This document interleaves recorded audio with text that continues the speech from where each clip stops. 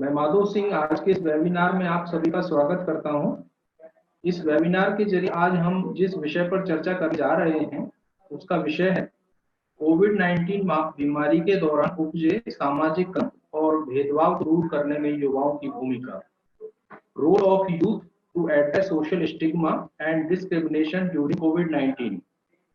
इस वेबिनार के जरिए जो परिचर्चा हम करने जा रहे हैं उसमें हमारे साथ जुड़े हुए हैं Shri Rawatpura Sarkar group of institution के vice chairman Shri doctor JK Upadhyay, UNICEF Chhattisgarh के chief field officer Shri Job Zachariah ji नहीं आ पा रहे हैं, जैसा मेरे को अभिषेक जी अभी सूचित किए हैं। यूनिसेफ की तरफ से हमारे साथ हैं C4D specialist Shri Abhishek Singh, UNICEF India के स्वास्थ्य अधिकारी हैं डॉक्टर गजेंद्र सिंह और SRIP की प्रिंसिपल है श्रीमती डॉक्टर चंचलदीप कौर, MTCN की प्रिंसिपल है श्रीमती दीपा कंबाला। बिलासपुर से हमारे साथ जुड़े हैं बिलासा इंस्टीट्यूट ऑफ नर्सिंग से श्वेता अग्रवाल और रविशंकर इंस्टीट्यूट ऑफ नर्सिंग से हैं हमारे साथ दीपिका पर्रिकर और निधि मिश्रा जी। सरकार इंस्टीट्यूट ऑफ नर्सिंग धनेली से श्रीमती भूमिका चंद्राकर और मिस टिकेश्वरी धनगर हमारे साथ। रावतपुरा सरकार इंस्टीट्यूट ऑफ नर्सिंग जगदलपुर से श्रीमती पूजा पांडे और मिस शालिनी पांडे भी, मिस शिखा यादव और श्री रावतपुरा सरकार इंस्टीट्यूट ऑफ नर्सिंग शहडोल से श्रीमती हेप शिवा प्रकाश।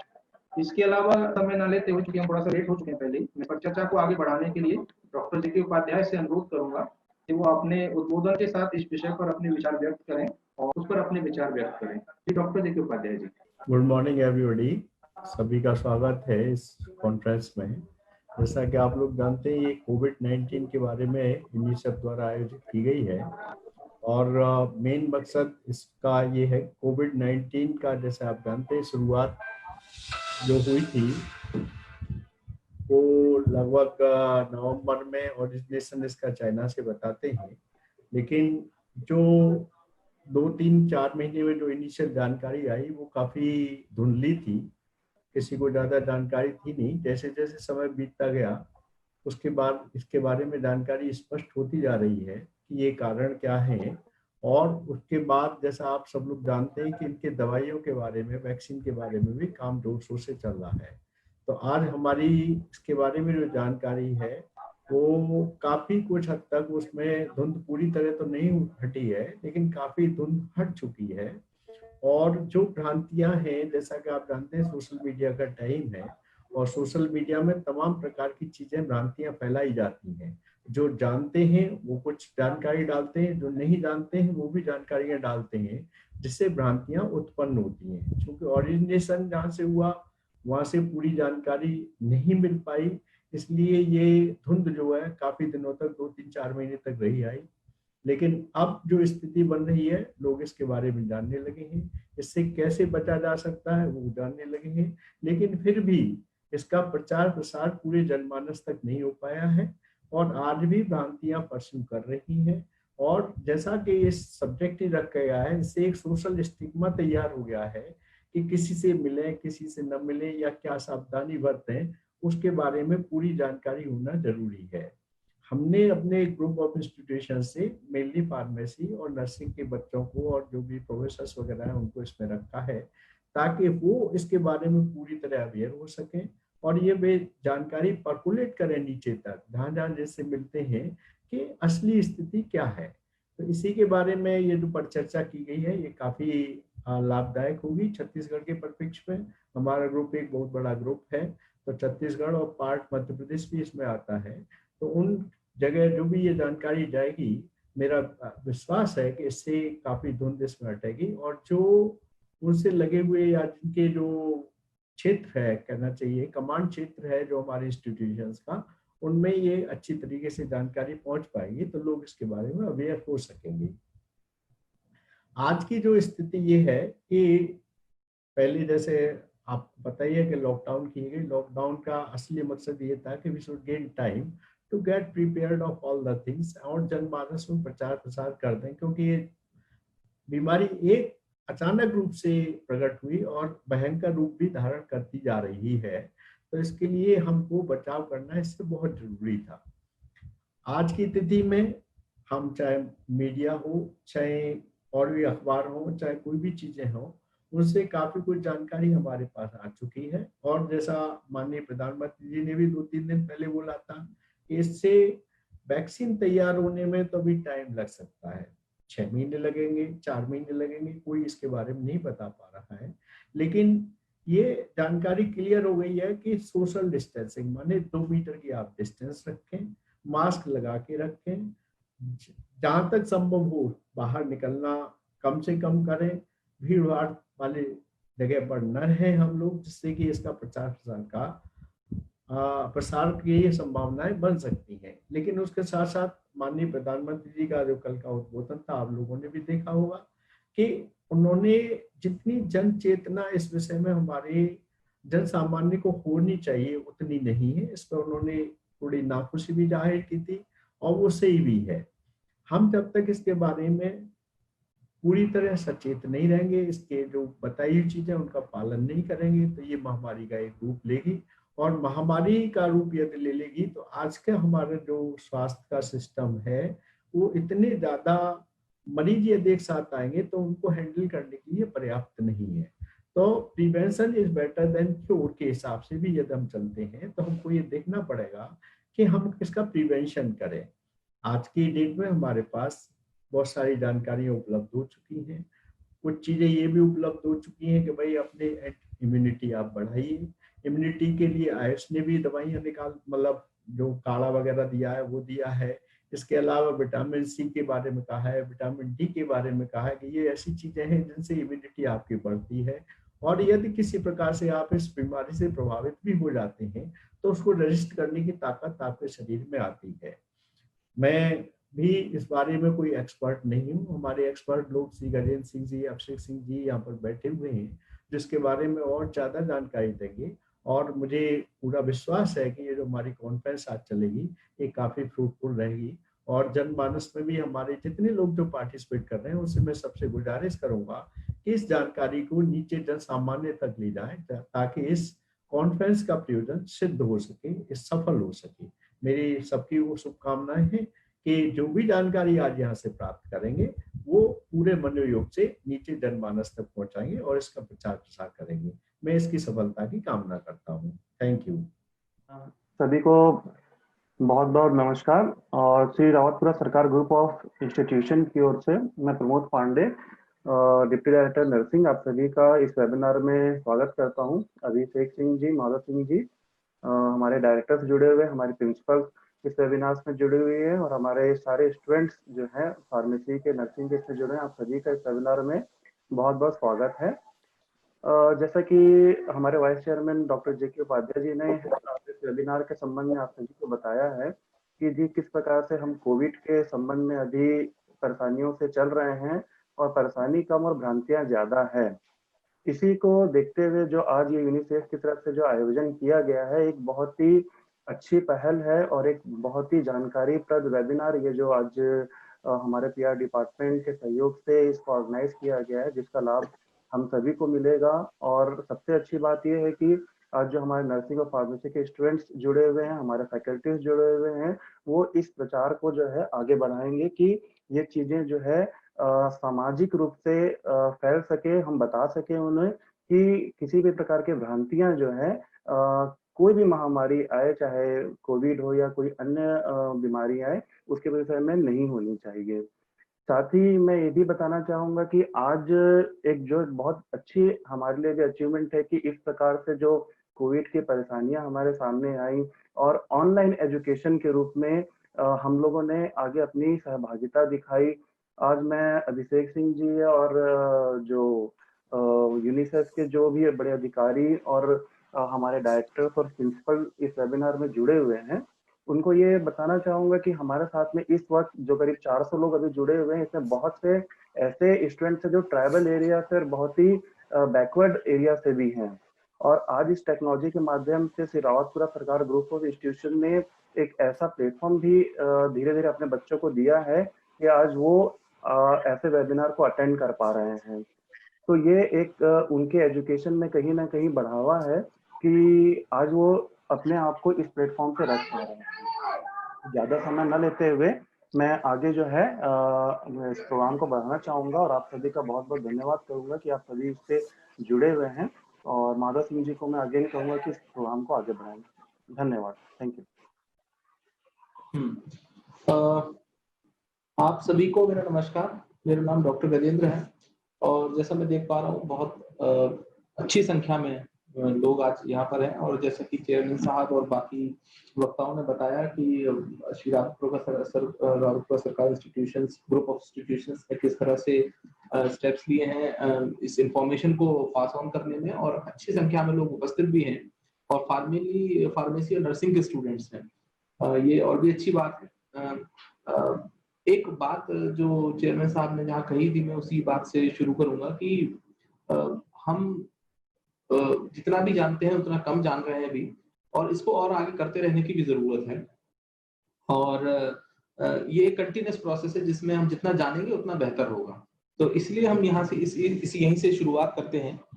तो चूंकि मैं देख रहा हूँ कि 400 प्लस लोग हैं, तो बहुत सारे लोग ऐसे भी होंगे जिनको बीच में तो दिखाई नहीं देगा या आवाज नहीं आएगी, तो हो सकता है ऐसा हो। तो आप अपना माइक और अपना कनेक्शन चेक करते रहें, क्योंकि थोड़ा बैंडविड्थ का चक्कर पड़ता है इसमें। तो आपका जो भी सवाल हो वो आप चैट बॉक्स में आप टाइप करिए, यदि आपको नहीं बोल पा रहे हैं, नहीं सुनाई दे रहा है तो भी वो आप करते रहें, हम उसको देखते रहेंगे और एड्रेस करते रहेंगे।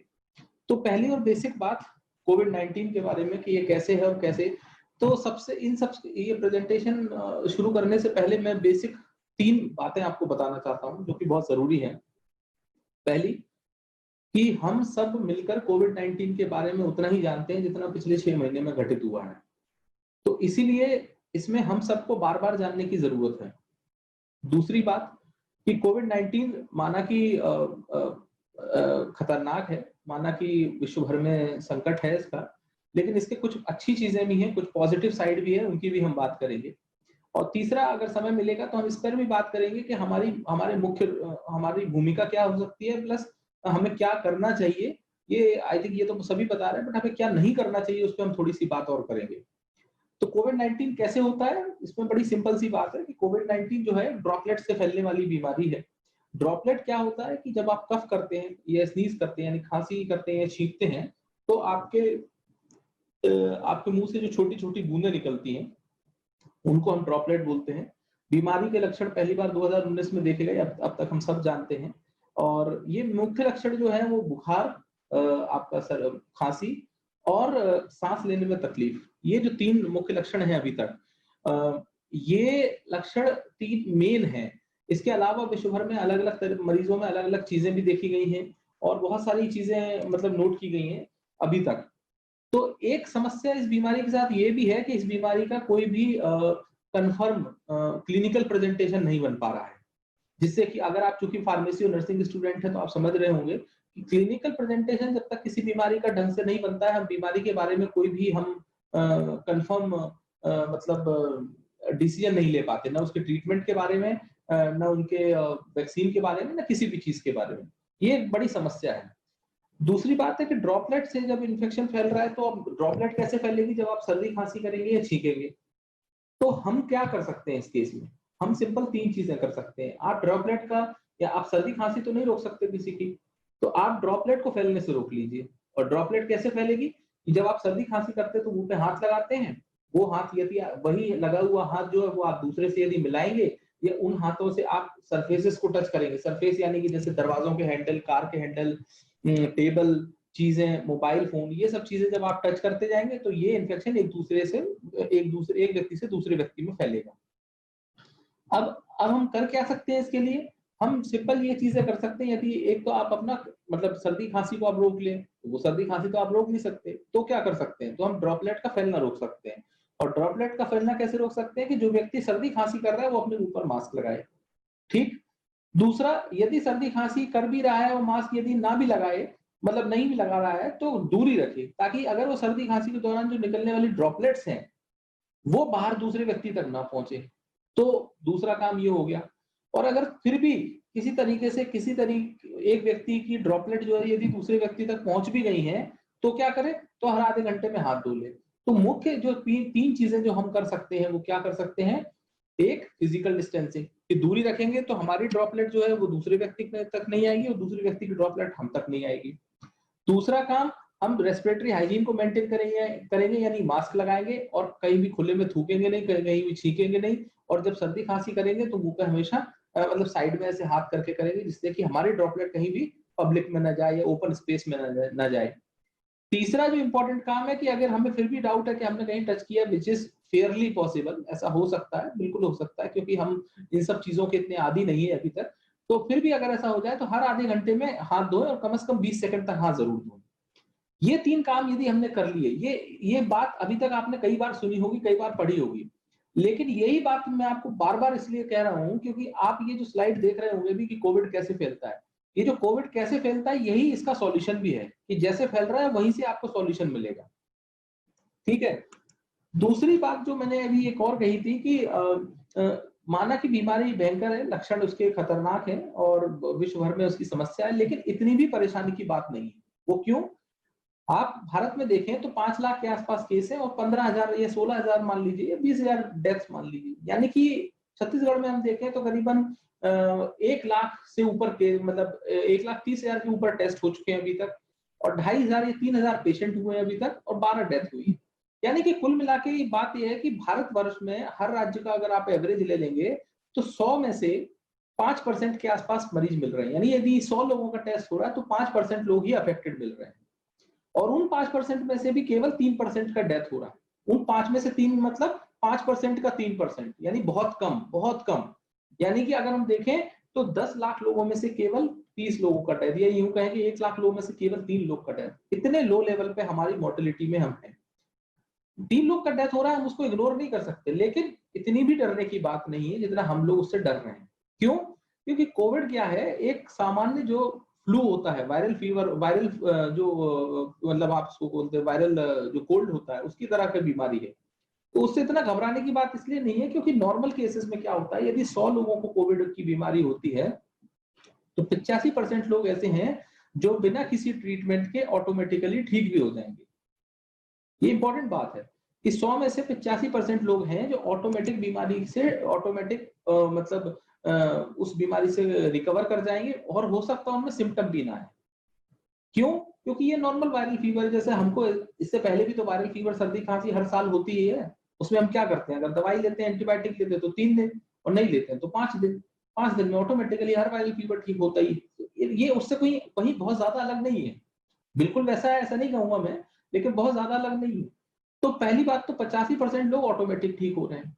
बचे हुए 15% में से 10% लोग वो हैं जिनको की ट्रीटमेंट की जरूरत पड़ रही है, और ये ट्रीटमेंट की जरूरत कैसी है? माइल्ड ट्रीटमेंट जिसको बोलते हैं, mild treatment, mild to moderate symptom. और ये वो लोग हैं जिनका की इलाज हो रहा है और जो कि इलाज के बाद ठीक भी हो रहे हैं। जो हम लोग रोज पढ़ रहे हैं ना कि इतने % मरीज ठीक हो गए, तो इंडिया में भी अगर हम देखें 5 लाख जो मरीज है उसमें से 2.5 लाख से ज्यादा मरीज तो ठीक हो चुके हैं। ये पॉजिटिव बात है, ये जानना जरूरी है। जब तक आप ये नहीं जानेंगे तब तक आप पॉजिटिव कैसे फील करेंगे? तो एक तो ये बात हो गई। दूसरी जो बात है कि अब जो बचे 5% मरीज, 85% एसिम्प्टोमेटिक हो गए या automatic recover, 10% mild to moderate symptom, बचे 5% मरीज वो हैं जिनको की सीवियर ट्रीटमेंट की जरूरत पड़ सकती है। और सीवियर ट्रीटमेंट मतलब क्या? या वेंटिलेटर सपोर्ट या फिर ICU support, critical care support.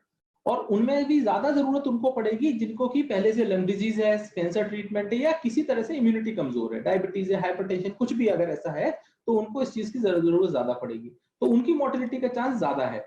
ठीक है। तो कहने का मेरा मतलब है कि ये सारे जो पेशेंट हैं, ये जो सारे पेशेंट जिनकी हम बात कर रहे हैं, इनमें से केवल उन लोगों की डेथ का चांस ज्यादा है।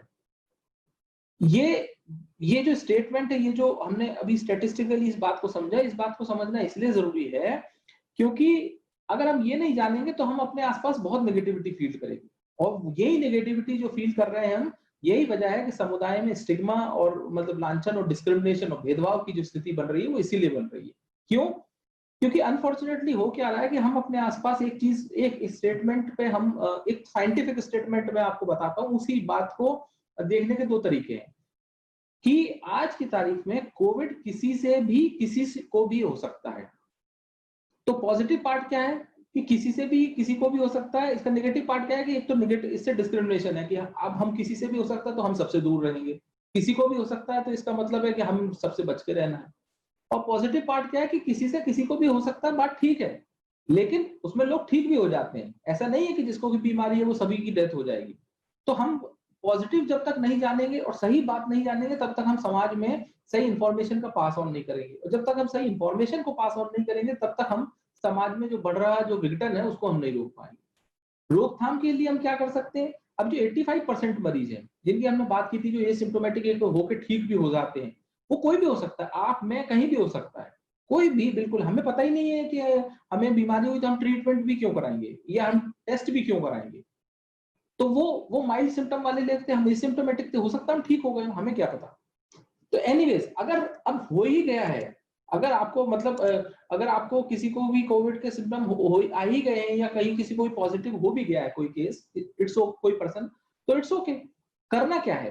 रोकथाम के लिए हम क्या कर सकते हैं कि एक तो घर पर रहें, स्वयं तथा दूसरे व्यक्ति में कम से कम 1 मीटर की दूरी बनाए रखें, और क्या ना करें, ऐसी कोई भी जगह न जाएं जहां पर भीड़ एकत्रित होने का चांस हो, जैसे कि भीड़ भाड़ वाली जगह, मेला, हाट, प्रदर्शनी, public transport, cinema hall, mall, इस तरह की चीजें।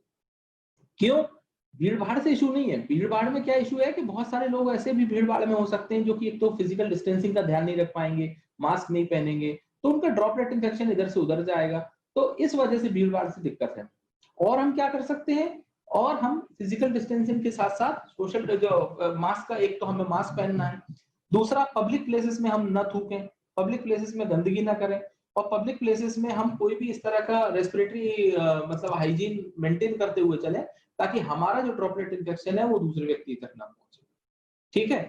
और तीसरी इंपॉर्टेंट चीज है कि कहीं भी हम फिर भी टच कर रहे हैं, कुछ भी हो रहा है, जब हमें नहीं पता, हम श्योर नहीं है कि हमने कहाँ टच किया, या हम कहाँ मतलब हमने हमारे हाथों से हमने कहीं से भी हमको इन्फेक्शन मतलब इन्फेक्शन मिल रहा है, तो सिंपल है, हर आधे घंटे में 20 सेकंड के लिए कम से कम हाथ धोने की आदत डालें। ये 3 आदतें अगर आपने कर ली, तो आप समझिए कि आप बहुत हद तक सेफ हैं, बहुत हद तक सेफ हैं। फिर भी यदि आपको कहीं चांस है ऐसा कि आप पॉजिटिव है, तो आप जैसे ही आपके लक्षण होते हैं, आपके अंदर लक्षण बनते हैं, आप तुरंत आप डॉक्टर को दिखाएं, और डॉक्टर आपके सिम्टम के आधार पर आपका टेस्ट प्रिस्क्राइब करेगा। टेस्ट प्रिस्क्राइब करने के बाद यदि आप पॉजिटिव आते हैं अनफॉर्चुनेटली, तो आपका ट्रीटमेंट होगा, और जिस तरह 55% 60% लोग ठीक होके गए, आप भी ठीक होंगे और वापस से आएंगे। तो ये इतना ही सिंपल है जितना सिंपल मैं आपको बता रहा हूँ। लेकिन अनफॉर्चुनेट पार्ट क्या है कि हम इसकी वजह से इतने घबरा गए हैं, हम सब इसमें, शहरी और ग्रामीण और अनपढ़ और साक्षर कोई बराबर हो गए हैं सब। हम सब लोग इतना घबरा गए कि हम लोग एक दूसरे से डरने लगे, और जो स्टिग्मा है, जिस लांछन और जो भेदभाव की बात है, वो इस कदर है कि हम लोग एक दूसरे से बेसिकली डिस्टेंसिंग पे आ गए। तो जो टर्म है फिजिकल डिस्टेंसिंग, वो एक्चुअली सोशल डिस्टेंसिंग हो गया, मेंटल डिस्टेंसिंग और इमोशनल डिस्टेंसिंग भी हो गया है। और डेफिनेटली जो क्लिनिकल बर्डन है डिजीज का, कि जितनी डेथ, जितने डिजीज लोग, ये तो कुछ समय में हो सकता खत्म हो जाए, बट जो इसके साइको सोशल इफेक्ट्स हैं, वो सोसाइटी में कम से कम अगले 6 महीने और 1 साल तक चलेंगे। तो ये एक दिक्कत की बात है, जिसको कि अभी हमें आने वाले समय में बहुत फाइट करना है। और उस सब में आपका रोल, आप सभी यूथ्स का, specially being a citizen, being a responsible citizen, आपका बहुत रोल है। तो क्या ना करें, जैसे हमने बात कहा कि हाथ धोते रहो, क्या ना करें, एक हमारी आदत होती है कि हम हमेशा हाथों से आंख, नाक, कान, मुंह छूते रहते हैं। कोई भी पब्लिक प्लेसेस में हैंडल्स हैं, दरवाजे हैं, इनको हम सबको, मोबाइल को, सबको छूते रहते हैं। ये हमें थोड़ा सा हैबिट बनानी होगी कि इनको हम बचें छूने से, स्पेशली वो चीजों को छूने से बचें जहां पर मल्टीपल लोगों ने इसको टच किया होगा। ये थोड़ा सा मुश्किल है, इम्प्रैक्टिकल है हमारे लिए, लेकिन हम नहीं करते हैं नॉर्मल ऐसा, लेकिन हमें ये करना होगा। ये हमारी हैबिट, इसीलिए हम कह रहे हैं दिस इज न्यू नॉर्मल। ये हमारे नए नॉर्म्स हैं जिनको हमें फॉलो करना है। तो ये सारी चीजें, और एक अंतिम चीज जिसके बारे में हम अभी हम सवालों के, जब हम सवाल लेंगे तब इस पर और बात करेंगे, बट उससे पहले मैं बता दूं कि हमें खुद को सही इंफॉर्मेशन हमें होना चाहिए। तो जो टर्म आप सुन रहे हैं कि पेंडेमिक है, एपिडेमिक है, ये पेंडेमिक एपिडेमिक जो है वो क्लिनिकल है, बट उससे भी ज्यादा समस्या जिस चीज से हम लड़ रहे हैं वो है गलत इंफॉर्मेशन का पास होना। जैसा चेयरमैन साहब अपने उसमें वक्तव्य में कह रहे थे कि व्हाट्सएप पे और सोशल मीडिया पे इतनी सारी चीजें चलती हैं कि सच और गलत में फर्क कर पाना बहुत मुश्किल हो रहा है। और ये आप ये सोचिए कि जब आप शहर में हैं, आप पढ़ रहे हैं, आप एजुकेटेड हैं, तब आपके लिए इतना कंफ्यूजिंग है। तो सोचिए ग्रामीण क्षेत्र में जो लोग जो कि अभी अभी नई नए नए टेक्नोलॉजी से जुड़े, उनके पास कितना कंफ्यूजन है और वो कितनी जल्दी बिलीव करते हो। तो ये जो रिस्क है गलत इंफॉर्मेशन का, इससे हमें कंटिन्यूसली फाइट करना होगा। और ये कंटिन्यूसली फाइट जो होगी वो हमें दो चीजों की करती रहनी होगी। एक, खुद एजुकेट रहें, दूसरे को मोटिवेट करते रहिए और दूसरे को इंफॉर्मेशन देते रहिए। जो भी प्लेटफॉर्म आपको मिलता है, आपको जरूरत नहीं है कि आप 100 लोगों को एक साथ बुलाएं और कोई सभा संबोधित करें। आपको 10 आदमी मिलते हैं, आप 10 को सही चीज बताइए, और सही चीज नहीं भी बता पाते हैं, मैं तो कह रहा हूं आप उनकी गलत चीज को सुनिए और उसको उनका खंडन कीजिए कि देखिए आपको ये पता था, ये गलत है, ऐसा नहीं है। अच्छा, जब आप ऐसा करेंगे तो आपको गलत को आपको बताना है तो आपको खुद सही पता होना चाहिए। आप सही पता कहां से करेंगे? व्हाट्सएप, सोशल मीडिया से नहीं। आपको केवल 3 सोर्स हैं जिनको कि आपको पता करना है, जहां से आपको पता कर सकते हैं। पहला, ministry of health and family welfare की साइट, ठीक है। दूसरा, एम्स की वेबसाइट, और तीसरा आईसीएमआर की वेबसाइट। यही केवल 3 वेबसाइट ऐसी हैं जिनके बारे में जिनसे आप हमेशा ऑथेंटिक इंफॉर्मेशन ले सकते हैं, ठीक है। दूसरा जो चीज है, छत्तीसगढ़ के बारे में यदि आपको कोई भी जानकारी चाहिए तो वो आपको मिलेगी सीजी हेल्थ करके वेबसाइट है, cghealth.nic.in, वहां से आप ले सकते हैं। ये बेसिक सोर्स है। ये इसलिए मैं बता रहा हूं क्योंकि इन वेबसाइट पे आप जो भी देखेंगे, उसको आप कोट करके कॉन्फिडेंटली कह सकते हैं। मैं अभी ज्यादा समय नहीं लेते, छोटा सा एग्जांपल बताता हूँ। अभी आपने बहुत सारे लोगों ने आपने व्हाट्सएप पे पढ़ा होगा कि अदरक और लहसुन खाने से कोविड ठीक हो जाएगा। अभी मैं आपसे पूछूं, जिन लोगों ने भी पढ़ा है, जिन लोग भी जो भी उस पर बिलीव कर रहे हैं, आपने कहां से पढ़ा? आप कहेंगे व्हाट्सएप पे आया था। आपको किसने भेजा? उससे पूछिए, वो कहेगा मुझे भी व्हाट्सएप पे भेजा था। एंड सोर्स किसी को नहीं पता कि किसने कहा। ये कहीं, आप तो साइंस के स्टूडेंट है, फार्मेसी, नर्सिंग, तो आप साइंस पे बिलीव करिए ना। साइंस क्या है? ऑथेंटिक होना चाहिए। तो ऑथेंटिक क्या है? अभी मैं उसका अपोजिट एक चीज कहता हूँ। N95 मास्क जो है वो कॉमन पब्लिक को नहीं पहनना। अब आप कहेंगे ये किसने कहा आपसे? तो मैं कहूंगा ये ministry of health and family welfare ने कहा है, जो कि ऑथेंटिक है। आईसीएमआर ने कहा है, जो कि साइंटिफिक रिसर्च की टॉप मोस्ट इंस्टीट्यूशन इंडिया में। तो मैं उस सोर्स को कोट कर रहा हूं। तो सिमिलरली जब आप इंफॉर्मेशन को बहुत अच्छे से जानेंगे, scientific, social, political, administrative, whatever the type of information is, जितना अच्छे से जानेंगे उतना ही आप सोशली अवेयर रह पाएंगे और हर लोगों को रख पाएंगे। और तीसरा एक इंपॉर्टेंट पार्ट है कम्युनिटी मोबिलाइजेशन, और जिसके बारे में अभिषेक कभी बात करेंगे। तो ये एक बिहेवियर चेंज, एक कंटिन्यूस प्रोसेस है। ऐसा नहीं कि आज आप 4 लोगों को पता है कि देखिए ऐसा है कि आपको मास्क पहनना है, हाथ धोना है, डिस्टेंस रखना है, तो वो कहेगा कि आप इसमें नया क्या बता रहे हैं? तो पिछले 3 महीने से सरकार बता ही रही है। बात सही, सरकार बता रही, फिर भी तो आप नहीं कर रहे।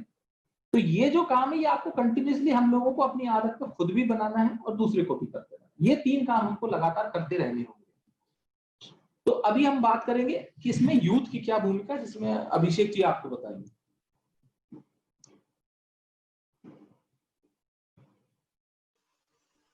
बहुत धन्यवाद गजेंद्र।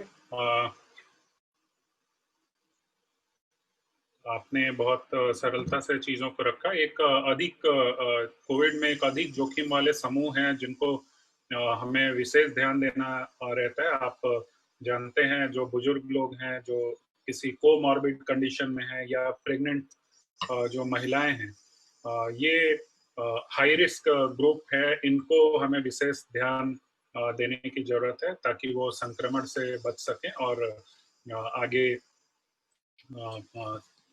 इस संक्रमण काल में ठीक रह सके। तो कोविड में जो एक जो काम हम कर सकते हैं वो जागरूकता उत्पन्न करना और कोविड के खतरे के बारे में समुदाय को बताना, और इससे जुड़ी हुई जो जानकारी है जो अभी डॉक्टर गजेंद्र ने बताई है, वो सही जानकारी लोगों तक पहुंचाना। और जो आरोग्य सेतु ऐप है, ऐप का सिर्फ ये काम है कि वो आपको सिम्टम्स के ऊपर चेक करता है और वो आपको एक इंफॉर्मेशन देता है कि आपको किस तरह से लोगों तक अपने बारे में एक असेसमेंट करना है, और इसके साथ ही साथ आप दूसरे लोगों को कैसे मदद कर सकते हैं कि वो संक्रमित ना हो। अगर किसी तरह हम ऐसी जगह पे जाते हैं जहाँ पे कोई संक्रमित व्यक्ति के साथ हमारा संपर्क हुआ है कि नहीं, तो इस तरह की सूचनाएं वो हमारे मोबाइल पे ही रहता है। और एक बार जब आप खुद रिपोर्ट करते हैं कि हाँ मैं संक्रमण का शिकार हुआ हूं, तो पिछले 15 दिन में जो आपने जो भी जिन लोगों से भी मिले हैं, वो डेटा आपके मोबाइल से वो सेंट्रल सर्वर पे जाता है और वहां से वो सभी जो संबंधित लोग हैं उनके मोबाइल पे अलर्ट्स आ जाते हैं। तो ये एक तरीका है जिससे ये कॉन्टैक्ट ट्रेसिंग में मदद करता है और उसमें लोगों को अवेयर करने में मदद करता है। इसके साथ ही साथ उस पे बहुत सारी जानकारियां भी रहती है जो कोविड के बारे में लोगों को जाननी चाहिए, तो वो जानकारियां भी उसमें शेयर की जाती है। आप जैसा अभी बात हो रही थी कि व्हाट्सएप ग्रुप बहुत इंपॉर्टेंट है, तो जो भी हम लोग कोशिश ये करेंगे कि आपके नेटवर्क के थ्रू, और आज जो ये करीब 400 लोग हमारे साथ जुड़े हैं, इसमें बहुत सारे छात्र छात्राएं, फैकल्टीज जुड़े हैं, आप लोग अलग अलग व्हाट्सएप ग्रुप्स में हैं, तो जो इंफॉर्मेशन का फ्लो है वहां पे आप सही सूचनाएं लीजिए और वो सही सूचना आप उनको आगे बढ़ाने के लिए इस्तेमाल कीजिए।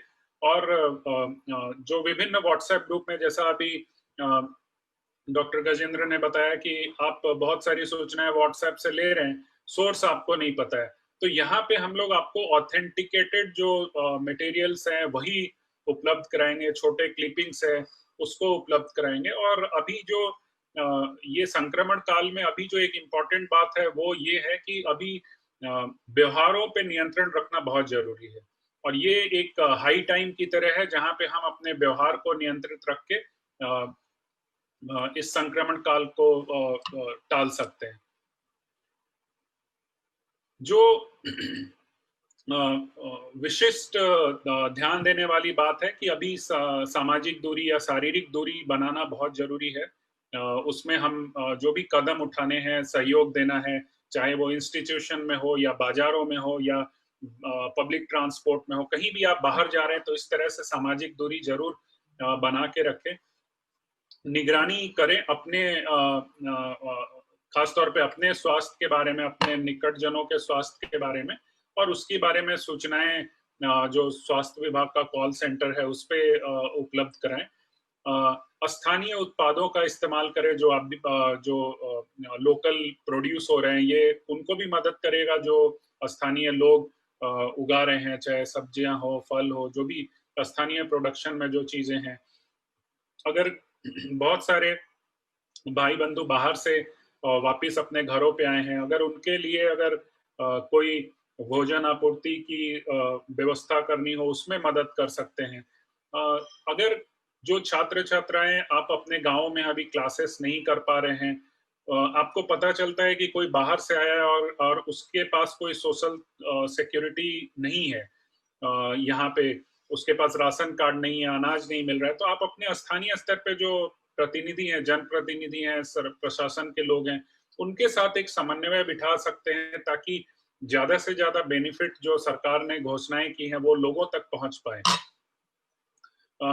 खासतौर पे अगर इसको देखा जाए तो हेल्थ सर्विसेज जो है वो छत्तीसगढ़ शासन ने जारी रखी हैं, चाहे वो स्वास्थ्य के क्षेत्र में अगर हम देखें तो संस्थागत प्रसव हो, टीकाकरण हो, पोषण से संबंधित जो सेवाएं हैं, तो ये जो सेवाएं हैं ये जारी हैं और इसके लिए हम उनको प्रेरित कर सकते हैं। अभी बहुत सारे लोग डर रहे हैं और डर रहे हैं कि वो यहाँ अस्पतालों में नहीं जाएं, टीकाकरण कराने नहीं जाएं। तो एक चीज समझना होगा कि जैसा डॉक्टर गजेंद्र ने अपनी बात में कहा था कि बहुत कम प्रतिशत है लोगों का जो गंभीर रूप से बीमार हो रहा है कोविड से। टीकाकरण का मैं उदाहरण लेता हूं कि 12 जानलेवा बीमारियों से सरकारी क्षेत्र में जो टीकाकरण हो रहा है वहां पे 12 जानलेवा बीमारियों से हम बच्चों को बचा रहे हैं। तो इसको समझना, और वहां पे अगर हम ये गैप करेंगे तो दूसरे बीमारियों का प्रकोप बढ़ता जाएगा। तो जो वैक्सीनेशन, एक तरफ हम कोविड के वैक्सीन के इंतजार में बैठे हैं, लोग सवाल पूछते हैं कि वैक्सीन कब आएगा, कहाँ आएगा, और दूसरी तरफ जिन बीमारियों का वैक्सीन उपलब्ध है उसके लिए लैग हो जाएगा। तो हमें वो ध्यान देना है कि अगर कोई सर्विसेज चालू है उसमें बिल्कुल लोग जुड़े रहें। एक और इम्पॉर्टेंट बात है कि पॉजिटिव पेरेंटिंग घर पे, चूंकि बच्चे घर पे हैं, आपके छोटे भाई बहन घर पे हो सकते हैं, आपके बच्चे घर पे हो सकते हैं, उनको भी एक एंजाइटी, एक फियर इस बीमारी का बना हुआ है, उसको दूर करना है और उनके साथ भी उनको एक सकारात्मक रूप से जोड़े रखना है, विभिन्न कार्यों में जोड़े रखना है ताकि वो उनकी जो मनोस्थिति है वो सामान्य बनी रहे। एक जो कोविड का जो लांछन जो अभी बात कर रहे थे, स्टिग्मा और डिस्क्रिमिनेशन, ये बहुत इम्पोर्टेंट बात है कि एक तरफ हम डर रहे हैं ऐसी चीज से जिसके बारे में हमें बहुत कुछ पता नहीं है। डॉक्टर गजेंद्र ने अभी बताया कि पिछले 6 महीने में जितना कुछ हुआ है उतना ही हम जानते हैं। तो ये लोगों में एक तनाव है, एक बीमार पड़ने का डर है, बीमार होने के बाद आइसोलेट होने का डर है। लोगों को ये भी लगता है कि इसका कोई इलाज नहीं है तो अस्पताल में जाएंगे, वहां पे और बीमार हो जाएंगे। इसके साथ साथ जो गरीब लोग हैं उनमें भी एक डर है, उनको अपनी जीविका खोने का डर है। कई जगह पे आपने देखा होगा न्यूज़पेपर क्लिपिंग्स, और इसमें मैंने भी देखा है कि जहाँ पे डॉक्टर्स को ये कहा गया कि आप मकान खाली कर दीजिए क्योंकि आप कोविड हॉस्पिटल में काम कर रहे हैं। तो इस तरह की जो चीजें आ रही थी उस पे सरकार ने भी बहुत सारा एक्शन लिया है, ऑर्डिनेंस लेके आए इस चीज को प्रोटेक्ट करने के लिए। लेकिन कानून एक तरफ है और लोगों का जो व्यवहार है वो एक तरफ है। तो हमें उसके लिए काम करना होगा। और जो लोग अपने डर में है, जिनको ऐसा लगता है कि वो अपने प्रियजनों से बिछड़ जाएंगे, असहाय हैं, वो कुछ नहीं कर सकते हैं, तो ऐसे लोगों में भी जो अकेलापन उत्पन्न हो रहा है, उसकी वजह से जो लांछन हो रहा है, वहां पे हमें इंटरवीन करने की जरूरत है, बात करने की जरूरत है, ओपन अप होने की जरूरत है। जैसा अगर इसको समरी में करें तो अनजान चीजों से हमें डर लगता है। आप अनजान रास्ते में जाने से डरते हैं, आपको लगेगा आगे क्या होगा नहीं होगा। झूठी खबरें या अफवाह, ये बहुत बड़ा एक रोल प्ले कर रहा है अभी व्हाट्सएप के थ्रू या अदर सोशल मीडिया के थ्रू चला जा रहा है। तो ये एक लांछन के लिए एक ये भी बहुत बड़ा जिम्मेदार है। खासतौर पे जो स्वास्थ्य से जुड़े हुए जो लोग हैं वो doctor, nurse, paramedics, frontline worker, अस्पतालों में काम करने वाले लोग, सफाई कर्मी, ये सबसे ज्यादा शिकार हो रहे हैं जो सोशल स्टिग्मा के।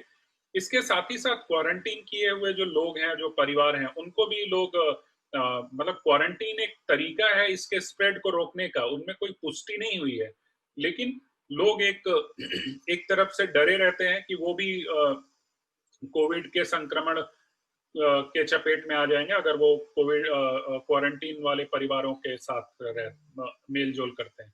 तो एक प्रक्रिया है, लेकिन उस प्रक्रिया को पूरा करने के बाद भी जो लोग अपने घर जा रहे हैं वहां पे भी समस्या हो रही है कई जगहों पे। तो हमें इस तरह की चीजों जो भेदभाव है उसको रोकना है। और कोविड से ठीक होने के बाद, ये तो सामान्य सर्दी खांसी की तरह अगर इसको देखा जाए तो एक बार ठीक हो गया तो फिर इन्फेक्शन कहाँ फैलेगा। ये कोई छुआछूत की तो बीमारी है नहीं कि हमेशा जीवन भर उसके साथ रहेगा। तो जैसे वो ठीक हो गया संक्रमण, अगर 5 दिन, 7 दिन, 14 दिन अगर ये ठीक हो जाता है तो उसके बाद वो सामान्य लोगों के साथ घुल मिल के रह सकते हैं।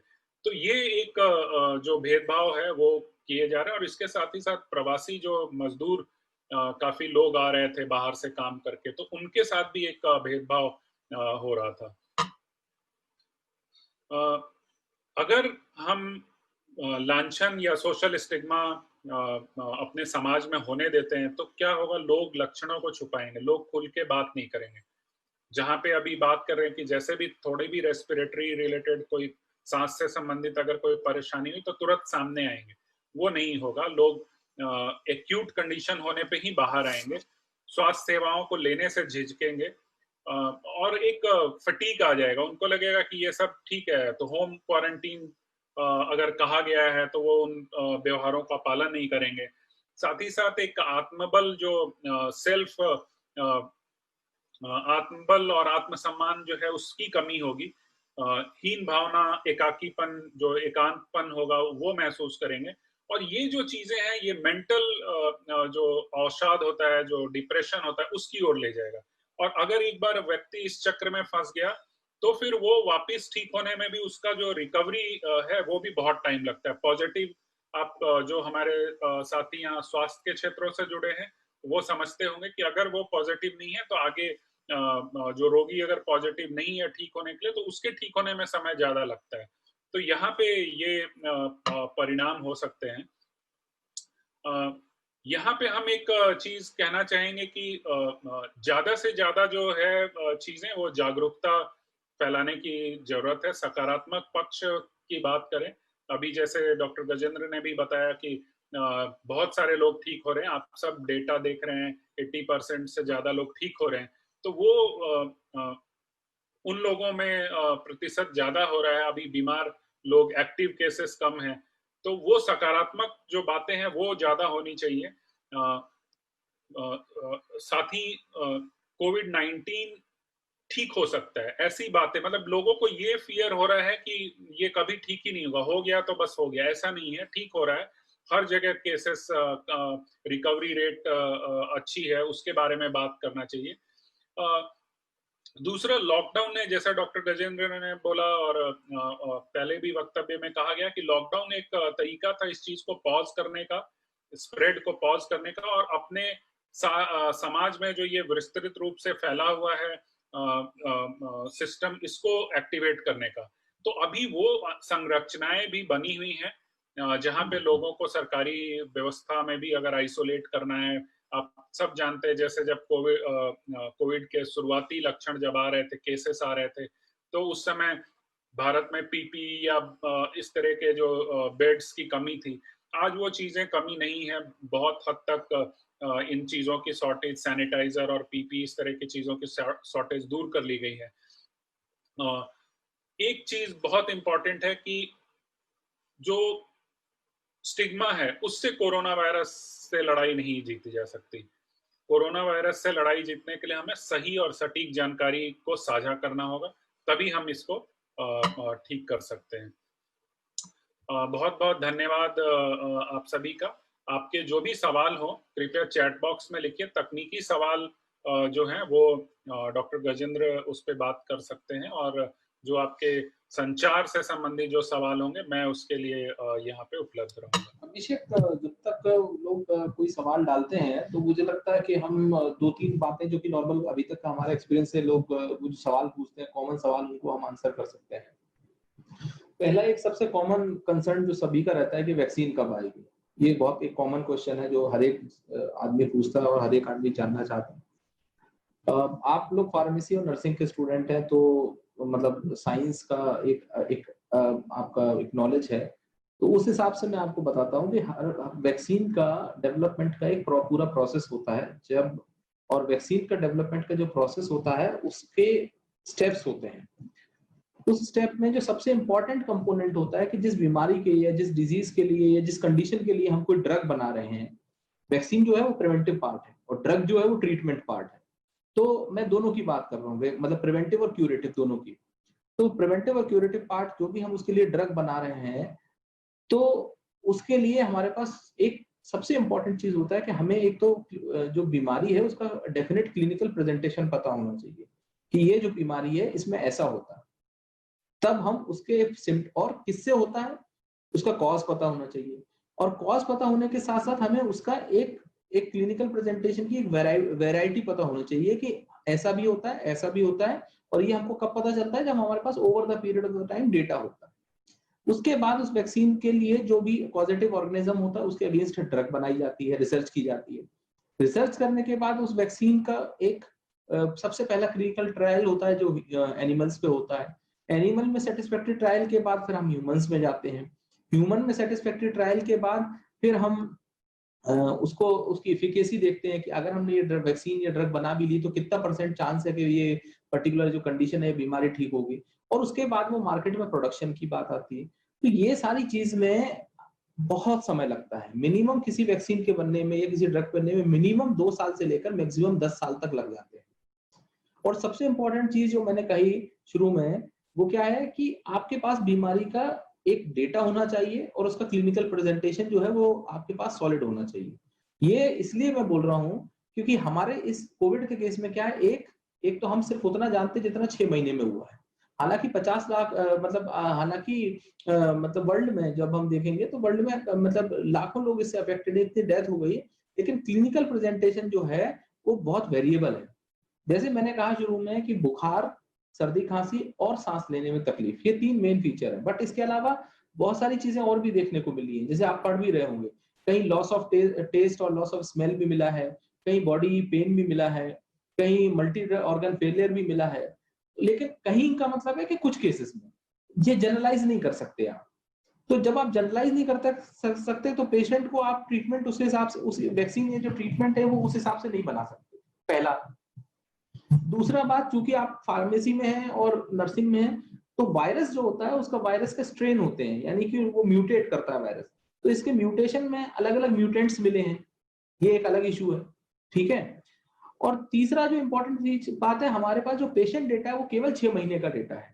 हालांकि है नंबर में ज्यादा, लेकिन वो केवल 6 महीने का डेटा है, और उस पर इतनी अभी रिसर्च नहीं हो पाई है कि हम ये कह पाए कि हम इसकी वैक्सीन बना पाएंगे। तो सारांश ये है कि अगले 6 महीने तक मुझे ऐसा नहीं लगता है कि कोई भी वैक्सीन इतनी जल्दी आ पाएगी। इवन आ भी गई, अगर तैयार हो भी गई, तो एक कॉमन आदमी तक उस वैक्सीन को पहुंचने में और या उसके ट्रीटमेंट को उस तक पहुंचने में आपको समय लगेगा। ये बात इसलिए इंपॉर्टेंट है कि आप वैक्सीन के भरोसे और ट्रीटमेंट के भरोसे अपनी लाइफ नहीं जी सकते। तो हम क्या कर सकते हैं, हम सिंपल एक काम कर सकते हैं कि हम अपना ट्रीटमेंट पार्ट जो है उसको हम स्ट्रॉन्ग, मतलब हमारा जो प्रिवेंशन पार्ट है उसको स्ट्रॉन्ग रखें।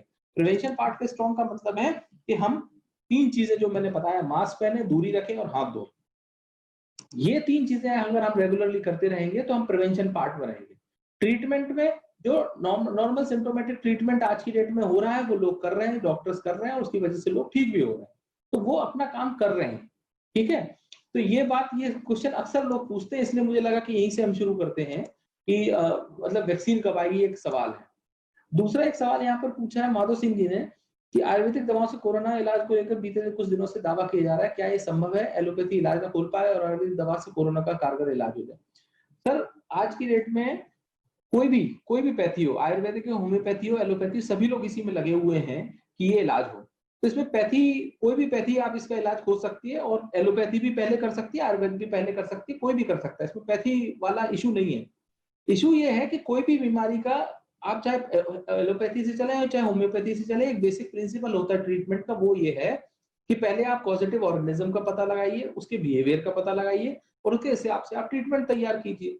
और ट्रीटमेंट में क्या होता है, जो एलोपैथी कहती है कि क्लिनिकल ट्रायल्स करके उसकी आप एफिकेसी देखिए। आयुर्वेदा कहता है कि आयुर्वेदा की खुद की हिस्ट्री ऐसी है कि आयुर्वेदा ये बताता है कि इतने % केसेस में या इस केसेस में, आयुर्वेदा कभी ये नहीं कहता कि फॉर एग्जांपल कि आप जैसे फॉर एग्जांपल ये कहेंगे कि लेट्स अस्यूम बॉडी पेन, तो आयुर्वेदा कहता है कि आप दूध में हल्दी मिला के पीजिए तो आपका बॉडी पेन दूर होगा, या आपकी शरीर की इम्यूनिटी बढ़ेगी। तो आयुर्वेदा कभी ये नहीं कहता कि आप दूध में हल्दी मिला के पिएंगे तो आपका बॉडी पेन 100% क्योर होगा।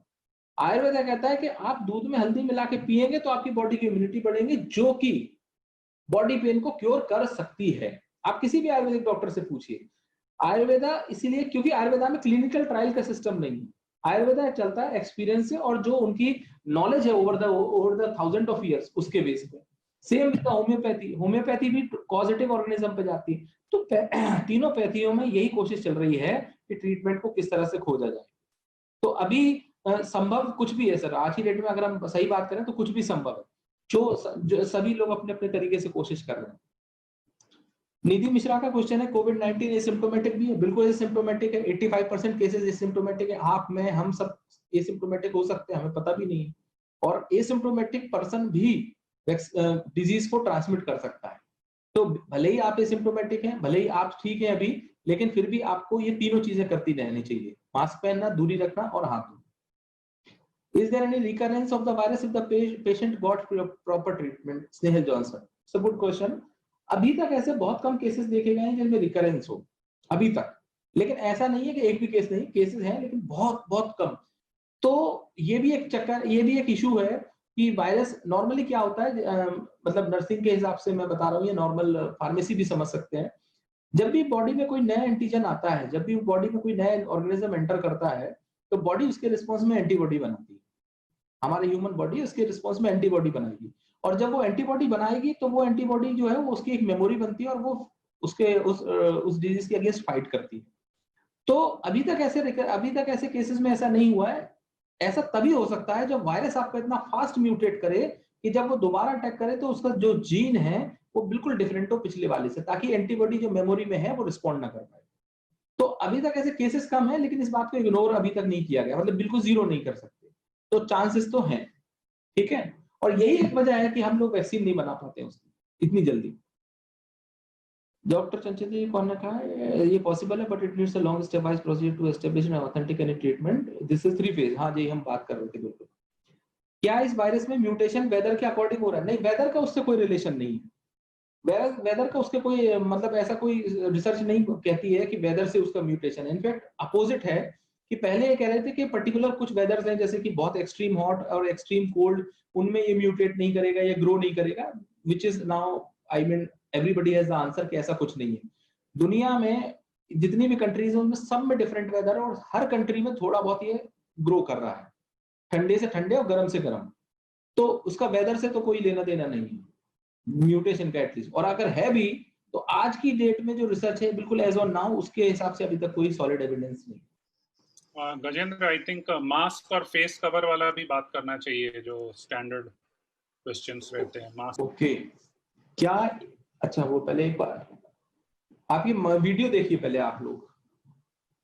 आपको पता है कोविड-19 बीमारी के इलाज हेतु अभी तक कोई भी वैक्सीन विश्व भर में कहीं भी नहीं मिल पाया है, लेकिन आपका व्यवहार परिवर्तन ही आपको सुरक्षित रख सकता है। जैसे घर से अब जब बाहर जा रहे हैं मास्क पहना करें, बारंबार हाथ को धोएं और हर बारी 20 सेकंड तक हाथ को अच्छे से मल के साबुन से धोएं और सामाजिक दूरी बरतें, 1 मीटर का फासला हर गैदरिंग में आप रखें, घर से अनावश्यक बाहर नहीं जाएं। इस सब करने से आप अपने आप को सुरक्षित रख सकते हैं। यह भी मैं बतलाना चाहूँगी, आपके जो स्वास्थ्य सुविधाएं पूर्व में जैसे मिल रहा था अभी भी स्वास्थ्य केंद्र में ये उपलब्ध है। नियमित टीकाकरण हो रहा है, ANC का जांच हो रहा है और इंस्टीट्यूशनल डिलीवरी यानी कि संस्थागत प्रसव का भी सभी सुविधा उपलब्ध है।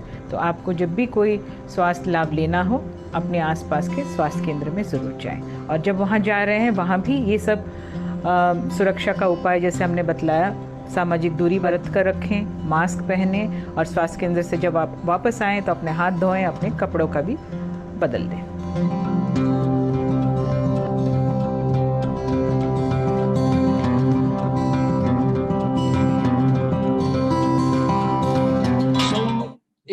इस बीच में अभी आपने वीडियो देखा तो इसमें काफी चीजें आपको क्लियर हो गई होंगी, बाकी हम इस पर और बात करेंगे। बट अभी एक सवाल था किसी का, ये किसका है, शिव प्रकाश जी, इनका क्वेश्चन है कि क्या इंडिया में कम्युनिटी ट्रांसमिशन स्टार्ट हो चुका है, आई मीन सम स्टेट्स में। देखिए, कम्युनिटी ट्रांसमिशन का मतलब होता है कि जब एक व्यक्ति से दूसरे व्यक्ति में कैसे बीमारी पहुंची ये पता ना चल पाए, पहला। दूसरा, कम से कम आपका 40 to 50% पॉपुलेशन जो है वो अफेक्ट हो जाए। तो किसी भी स्टेट में चाहे जितने भी केस आज की डेट में मिल रहे हों, कम्युनिटी ट्रांसमिशन सॉलिड रूप से स्टार्ट हो चुका है। इसके ऊपर हम कोई सॉलिड एविडेंस नहीं कह सकते, क्योंकि कम्युनिटी ट्रांसमिशन को अगर आपको करना है, एस्टेब्लिश करना है साइंटिफिकली, तो कोई भी स्टेट ले लीजिए। फॉर एग्जांपल हम छत्तीसगढ़ लेते हैं, इसका पॉपुलेशन कम इसलिए तो 2.5 करोड़ का अपना पॉपुलेशन है। 2.5 करोड़ की पॉपुलेशन में 40% होता है 1 करोड़, ठीक है। और 1 करोड़ लोगों में अगर पॉजिटिव केस है, मतलब 1 करोड़ लोगों को अगर कोविड है, तो 1 करोड़ का कोविड का मतलब है कि आपके 1 करोड़ से ज्यादा टेस्ट होने चाहिए। अभी हमने क्या बात की थी थोड़ी देर पहले कि छत्तीसगढ़ में 1.5 लाख करीबन के टेस्ट हुए हैं और 2,500 करीबन केसेस हैं, तो करीबन 5% या 3%, चलो 5% मानते हैं। तो 5% के हिसाब से अगर आप करोगे तो 1 करोड़ जनसंख्या का मतलब है पूरे 2.5 करोड़, कम से कम 2.5 करोड़ लोगों का आप टेस्ट करेंगे। तो उस लेवल का टेस्टिंग जब तक होगा तब तक तभी हम कह पाएंगे कि कम्युनिटी ट्रांसमिशन है, पहला। दूसरा कि 80% केसेस अभी तक इंडिया में ऐसे हैं जिनके की लिंकेजेस हमारे पास हैं। लिंकेजेस का मतलब है कि एक व्यक्ति से दूसरे में फैला, दूसरे से तीसरे में फैला। तो आप पढ़ भी रहे होंगे कि जैसे कोई व्यक्ति मतलब घर में बैठा था, उसके बाद वो अचानक एक दिन बाल कटाने गया या उसके यहाँ पर कोई काम करने आया, उसके बाद उसको कोविड हो गया। तो जब जांच पड़ताल की उसके नेगेटिव थी तो पता चला उसकी फैमिली भी कोविड हो। तो कैसे हुआ, ये लिंकेजेस बने कि जो घर में काम करने आया था उसको हुआ, उससे इस व्यक्ति को हुआ, इस व्यक्ति से इसके घर में हुआ, घर से ये इस तरह से चेन बन रही है। तो जब हम ट्रांसमिशन में ये चेन बना पाते हैं तब हम कहते हैं कि ये स्टेज 2 कहते हैं, जिसको कि मतलब कह सकते हैं कि आपके लिंकेजेस हैं। जब हम ये चेन नहीं बना पाते, यानी कि सडनली कोई व्यक्ति घर में बैठा है 20-25 दिन 1 महीने से कहीं नहीं गया, कुछ नहीं कर रहा है और सडनली उसको हो गया और उसके घर में जितने भी लोग आ रहे हैं या आए हैं सबका टेस्ट किया, कोई भी पॉजिटिव नहीं है, तो फिर इस व्यक्ति को कैसे हुआ? अगर ऐसा कुछ है, ऐसा कुछ कभी हो जाता है और वो भी बड़े लेवल पे, ये नहीं कि एक दो व्यक्ति, बड़े लेवल पे, तब हम कह पाते हैं कि कम्युनिटी ट्रांसमिशन है। तो कम्युनिटी ट्रांसमिशन है या नहीं, इस बात को हम तब तक साइंटिफिकली नहीं कह सकते जब तक उस लेवल की टेस्टिंग ना हो और उस लेवल के केसेस ना मिले। एक क्वेश्चन ये आता है कि कुछ लोग मास्क ज्यादा देर नहीं लगा पाते। मास्क, देखिए मास्क लगाने, डॉक्टर चंचलदीप कौर, मास्क लगा पाने का हमारा हैबिट नहीं है, हमारे नॉर्मल नॉर्म्स में ये नहीं था, तो नहीं लगा पाते हैं, बिल्कुल बात आपकी एग्री करता हूं मैं। लेकिन कम से कम उन लोगों को आप ये कह सकते हैं कि कम से कम उन जगहों पे जरूर लगाइए जहां पर पब्लिक है, पब्लिक गैदरिंग है, आप किसी से मिल रहे हैं, डिस्टेंस रखिए, मास्क लगाइए, पहला। दूसरा, अगर आपको खुद को कफ एंड कोल्ड है, आप छींक रहे हैं, तब 100% आपको लगाना जरूरी है, चाहे आप अकेले क्यों ना बैठे। क्यों? आप भले ही अकेले बैठे हैं, बट लेकिन अगर आप मास्क नहीं लगाएंगे और कफ एंड कोल्ड करेंगे तो आपकी जो ड्रॉपलेट है वो आप टेबल पे बैठे हैं तो टेबल पे वो गिरेगी, और जब वो टेबल पे गिरेगा तो आपके जाने के बाद उस टेबल को कोई छुएगा तो क्या होगा? सो इन्फेक्शन तो कैसे भी ट्रांसमिट हो ही रहा है ना। तो मास्क ज्यादा देर और कम देर का इशू नहीं है। और उससे भी आगे की एक चीज मैं बताता हूँ कि ज्यादा देर लगाएं या कम देर लगाएं, उसके बाद उतारने के बाद उसको सेफली रखें, और या फिर उसको जब डिस्कार्ड कर रहे हैं तो डिस्कार्ड करते समय उसको मतलब it's a biomedical waste, it should be properly discarded. N95 mask is only and only recommended for those people who are exposed to the health worker, to the patients, or they are working in a health setting. Other people can simply put either 3-layer mask, triple-layer mask, or simple cloth mask, or what you can say any cloth with a double layer, simple.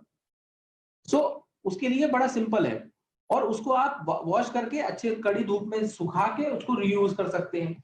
Important ये भी है कि जब आप mask उतारें तो जो उसका inner surface है, जहां पर आपका ड्रॉपलेट रहा होगा, उसको आप टच नहीं करें। आपने 6 घंटा मास्क पहना, दिन में 3 बार आपको खांसी आई, आपका ड्रॉपलेट था वो मास्क के इनर साइड में है, आपने उतारा, अंदर से टच किया और रख दिया, अंदर के साइड टच किया और रख दिया, अब वो ड्रॉपलेट आपके हाथ में लगी हुई है और वही हाथ आपने किसी से मिलाया, हो गया काम। मतलब प्रॉब्लम आपकी वहीं की वहीं रही, आप मास्क लगाए रहिए, 6 घंटा के 8 घंटा लगाए रहिए। हम लोगों की प्रॉब्लम क्या है कि हम लोग इसकी हैबिट में नहीं है, तो हमें लगेगा समय, और ये समय लगाना पड़ेगा, क्योंकि अगर हम ऐसा नहीं करेंगे तो ये दिक्कत बढ़ती जाएगी। How can plasma therapy is useful in the treatment of covid patient? Okay, so plasma therapy कैसे करती है ये थोड़ा सा साइंटिफिक है, उसमें अभी हम नहीं जाते हैं, लेकिन ये इंपॉर्टेंट है कि प्लाज्मा थेरेपी हेल्प कर रही है, ये इंपॉर्टेंट है। और प्लाज्मा थेरेपी क्या करती है कि ये जो इन्फेक्शन फाइटिंग एंटीबॉडीज हैं, these are taken from the blood of recovered people and they are given to the ill patient to boost their immunity, and it is basically done through the transfusion. Status ये है कि इसका approval तो है but restricted use है, मतलब हर patient में आप ये as a standard method of treatment use नहीं करते। Do vaccine against pneumonia protect you against the new corona virus for the okay एक वीडियो प्ले कर रहे हैं अभिषेक जी, उसको देख लेते हैं फिर अपन बात करते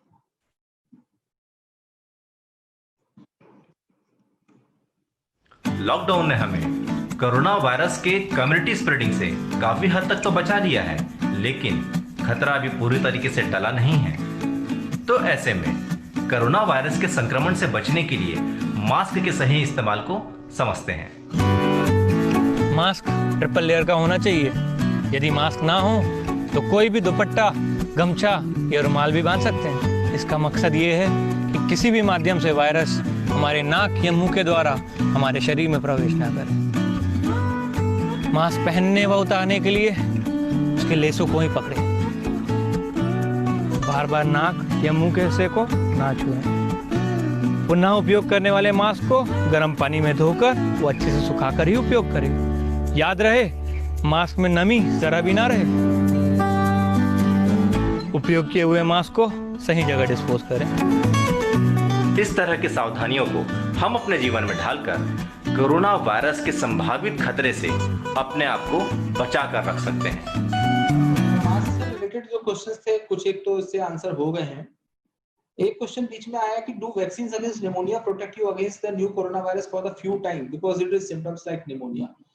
The symptoms are like pneumonia, but not all, and that's what I said in the beginning, that that the clinical representation is still not fixed, and that is the problem. So that is why we cannot use blindly the pneumonia vaccine.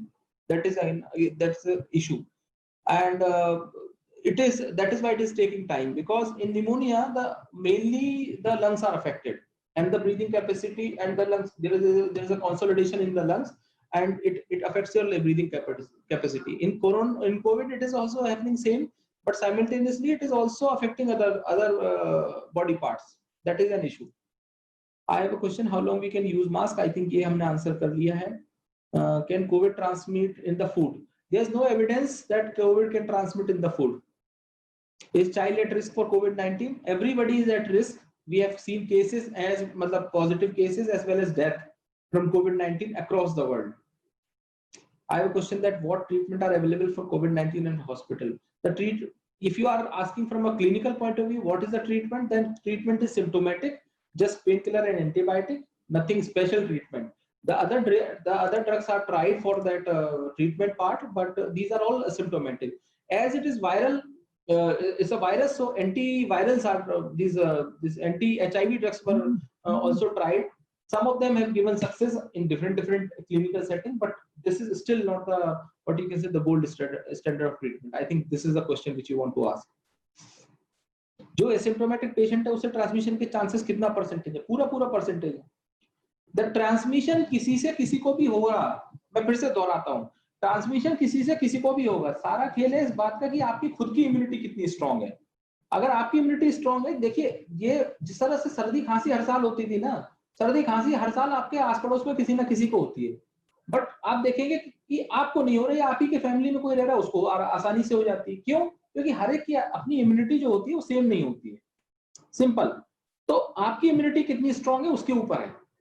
आपको कोई underline disease, तो immunity किन लोगों की strong नहीं होगी? जो old age होंगे, जिनको कोई अंडरलाइन डिजीज होगी, जो बच्चे होंगे और जो प्रेग्नेंट वुमेन है, इन लोगों में इम्यूनिटी थोड़ा सा कॉम्प्रोमाइज रहती है.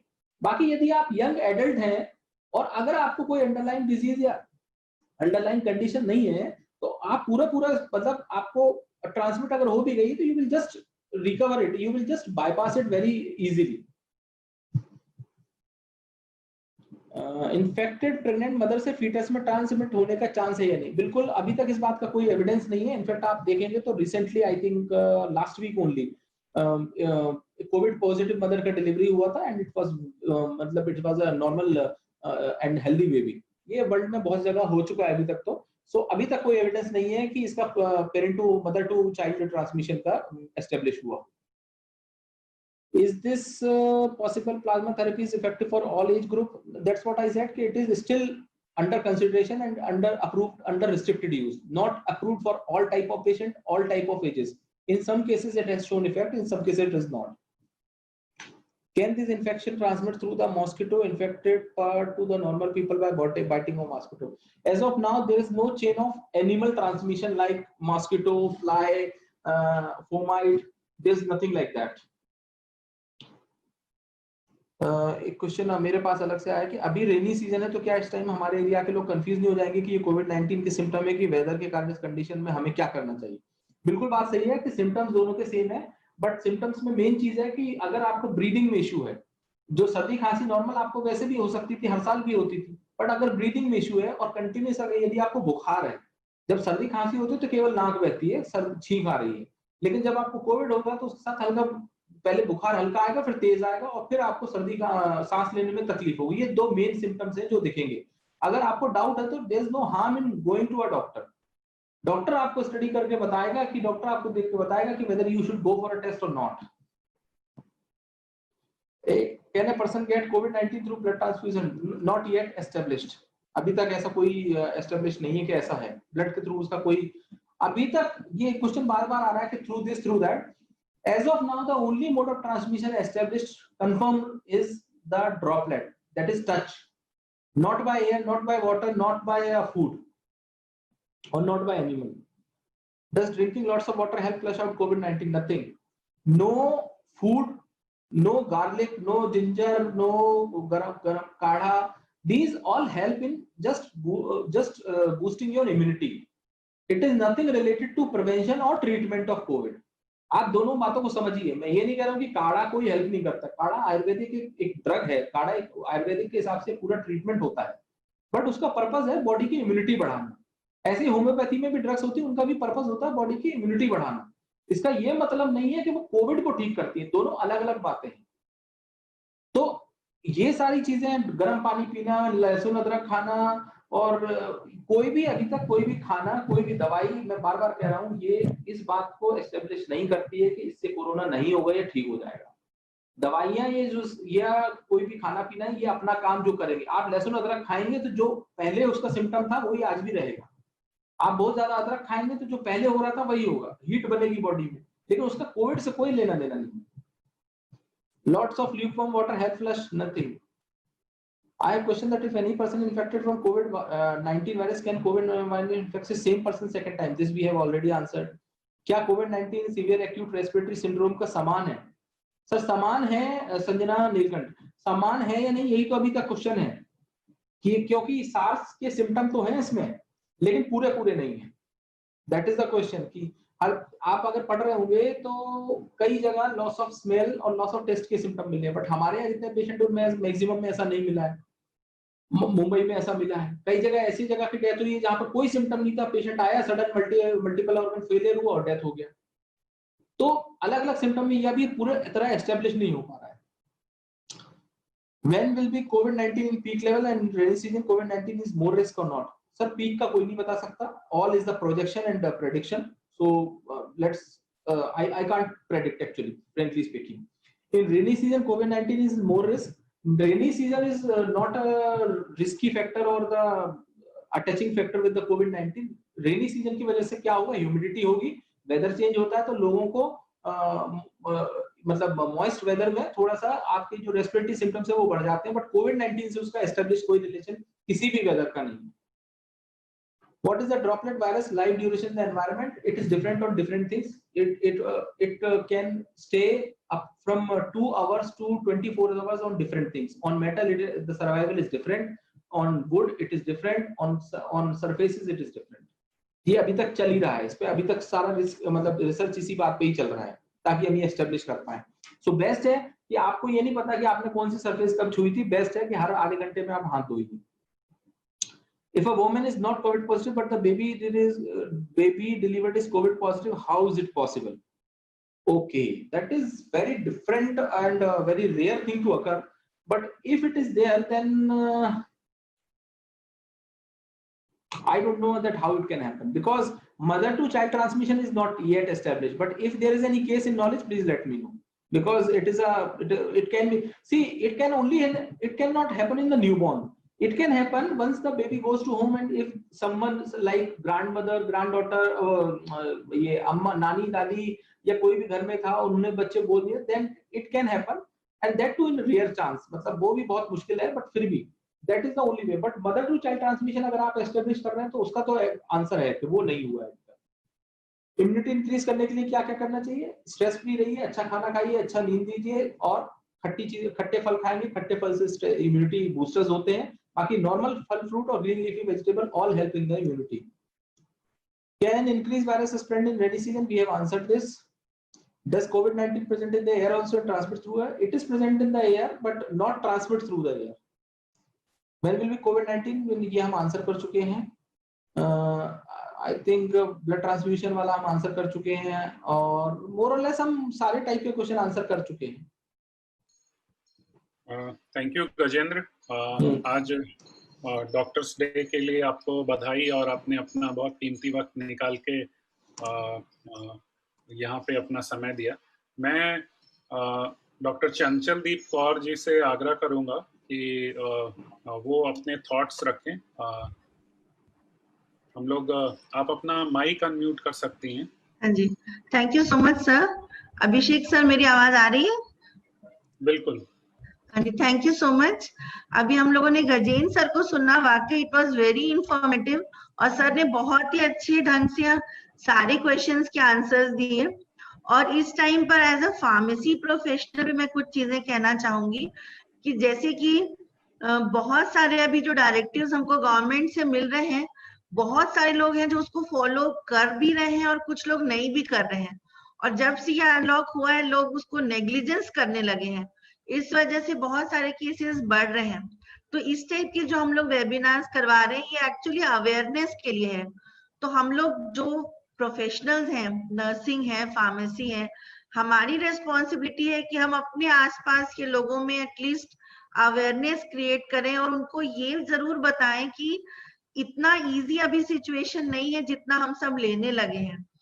मतलब हम अगर अपने आसपास के लोगों को, अपने नोन लोगों को थोड़ा सा अलर्ट करेंगे तो ये हर एक पर्सन की रेस्पॉन्सिबिलिटी होनी चाहिए इस समय पे कि वो लोगों को अलर्ट करें, क्योंकि अगर हम बचे हैं, हमारे आसपास के लोग बचे हैं, तो ओवरऑल फिर हमारी कंट्री भी बचेगी। तो फर्स्ट तो मेरा यही कहना था। और thank you so much UNICEF को जिन्होंने ये प्रोग्राम ऑर्गेनाइज किया, और साथ ही साथ माधव सिंह जी को जिन्होंने इसको कोऑर्डिनेट किया, और पूरा एक इफेक्टिव लेवल पर आज जो हम 400 से 500 पार्टिसिपेंट्स जूम में हैं, और अभी मैं देख रही हूँ कि बहुत सारे लोग फेसबुक पे भी लाइव हैं। तो थैंक यू सो मच आप सभी को, और मुझे लगता है कि सब इसको बहुत इफेक्टिवली अटेंड करें और इसको अपने लाइफ में इसको इम्प्लीमेंट करें। Thank you so much sir. Over to Abhishek Singh sir. बहुत धन्यवाद आपका। मैं भूमिका चंद्राकर जी से अनुरोध करूंगा कि आप अपना थॉट शेयर करें। जी सर, बहुत बहुत धन्यवाद सर आज के इंफॉर्मेशन के लिए। और अभिषेक सर ने बहुत ही पॉजिटिव और बहुत ही अच्छे वे में हमें अवेयर किया कोविड-19 के बारे में, जिसके बारे में हम जैसे कि ये इंफॉर्मेशन था कि नॉर्मल लोगों को पता नहीं है कि स्टिग्मा क्या है या उसके बारे में मिथ्स क्या है। तो जो information positive and right information जो आज हमें मिली है, उसके थ्रू हम बाकी लोगों को भी अवेयर कर सकते हैं कि क्या चीजें सही हैं कोविड-19 के बारे में एंड क्या चीजें गलत है। तो उसके लिए आज के जो इंफॉर्मेशन और ये जो वेबिनार बहुत अच्छे से कंडक्ट किया है, उसके लिए आप सभी को बहुत बहुत धन्यवाद सर। और जो भी इंफॉर्मेशन मिला है वो बहुत ही पॉजिटिव वे में मिला है, उससे हमारा नॉलेज भी इनहेंस्ड हुआ है। तो आप सभी को बहुत बहुत धन्यवाद सर। Thank you sir. बहुत बहुत धन्यवाद आपका। अगला मैं एबसीबा प्रकाश जी से अनुरोध करूंगा कि आप अपना माइक अनम्यूट कर सकते हैं। Sir hello sir. बिल्कुल आ रहा है, अभी आप बात करिए। हाँ सर, जैसे कि बहुत सारे इंफॉर्मेशन सर ने हमें दिए रिगार्डिंग द कम्युनिटी ट्रांसमिशन। तो कुछ जगहों पे ऐसा मिथ्स हो गया था, कम्युनिटी में स्टिग्मा था कि जैसे कि कई स्टेट में जहाँ पे कम्युनिटी के कोविड-19 के केसेस बहुत ज्यादा है, तो वहाँ पे जो है कम्युनिटी ट्रांसमिशन स्टार्ट हो चुका है। इस चीज को लेके बहुत ज्यादा मिथ था, तो वो जो सर ने क्लैरिफाई किया है सर, वो मेरे लिए बहुत इंपॉर्टेंट था। और बहुत ही सारी चीजें जैसे कि mother to child transmission and about the disease condition and normal sneezing, coughing and कोविड-19 पेशेंट के जो सिम्टम्स है, इसका जो क्लैरिफिकेशन था, this is a really very important and very informative sir. So I thanks to all to provide this information about us. Thank you sir. बहुत बहुत धन्यवाद आप सभी का। मैं अपनी ओर से धन्यवाद ज्ञापन करना चाहता हूं डॉक्टर जेके उपाध्याय जी का, जो वाइस चेयरमैन है Shri Rawatpura Sarkar group of institution Raipur के, हमारे यूनिसेफ के चीफ फील्ड ऑफिसर श्री जोग जकारिया जी, और डॉक्टर गजेंद्र सिंह जी और श्री माधव सिंह जी। आप सभी ने अपना बहुमूल्य समय और दिशा देकर इस कार्यक्रम को सफल बनाने में एक महत्वपूर्ण भूमिका निभाई है। आप सभी प्रतिभागी जो आज जुड़े हैं यहाँ पे, मैं सभी से अनुरोध करता हूँ आप जिस माध्यम से जुड़े हैं, डॉक्टर माधव सिंह जी के थ्रू व्हाट्सएप के माध्यम से जो वीडियोस हमने दिखाए, हमने बहुत सारे क्रिएटिव्स ऐसे सोशल मीडिया व्हाट्सएप के लिए तैयार करके रखे हैं अलग अलग स्टेक होल्डर्स के लिए। तो हम आपको वो शेयर करेंगे ताकि आप उसका उपयोग अपने परिवार, अपने आसपास के लोगों पे कर सकें। और जो भी सवाल आए हैं हम लोग एक बार वापस से देख लेंगे। अगर कुछ सवाल ऐसे अनुत्तरित रह गए होंगे हो सकता है, तो उन सवालों को वापस से हम कोशिश करेंगे कि आपके पास पहुंचाएं थ्रू आपके इंस्टीट्यूशन के नेटवर्क के थ्रू, ताकि जो सही जानकारी है वो प्रिवेल करे। और यही हमें करना है। आज डॉक्टर्स दिवस,